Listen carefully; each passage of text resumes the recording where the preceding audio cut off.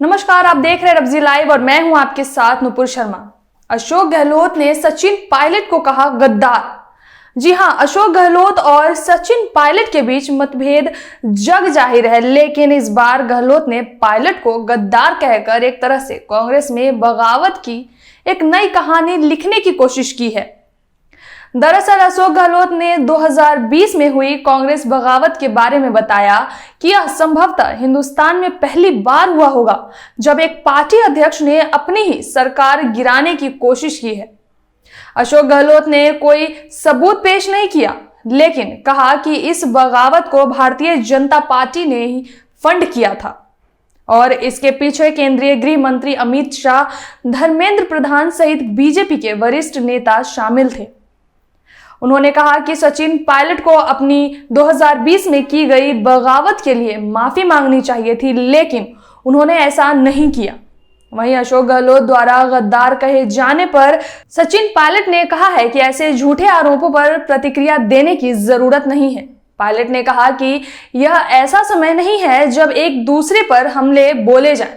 उन्होंने कहा कि अभी राहुल गांधी और प्रियंका गांधी के हाथ को मजबूत करने की जरूरत है। उन्होंने कहा कि देश में केवल कांग्रेस ही भाजपा को चुनौती दे सकती है।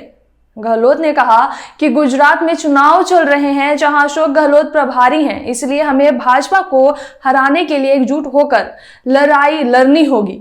दरअसल 2 साल तक राजस्थान के डिप्टी सीएम रह चुके सचिन पायलट 19 विधायकों को लेकर दिल्ली के निकट एक 5 स्टार रिजॉर्ट में पहुंच गए थे।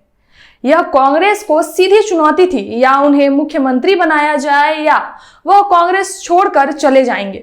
और इसी वजह से कुछ ही राज्यों में शासन कर रही पार्टी एक राज्य में टूट भी गई थी, लेकिन यह चुनौती नाकाम साबित हुई क्योंकि 45 वर्षीय सचिन पायलट को उनसे 26 साल सीनियर अशोक गहलोत ने आसानी से पटखनी दे दी थी।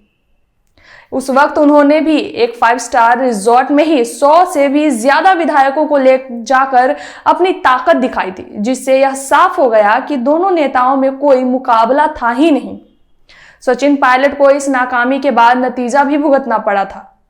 उस वक्त एक समझौता तैयार किया गया और जुर्माने के तौर पर उन्हें पार्टी प्रदेश अध्यक्ष पद के साथ साथ उप मुख्यमंत्री के पद से भी हटा दिया गया। इस तरह 2020 में पायलट के द्वारा की गई बगावत के खिलाफ गहलोत ने अब जाकर मोर्चा खोला है और उन्होंने सचिन पायलट को गद्दार कहा है।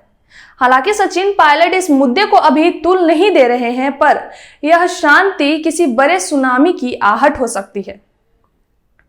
तो फिलहाल इस वीडियो में इतना ही। बने रहे हमारे चैनल रब्जी लाइव के साथ। धन्यवाद।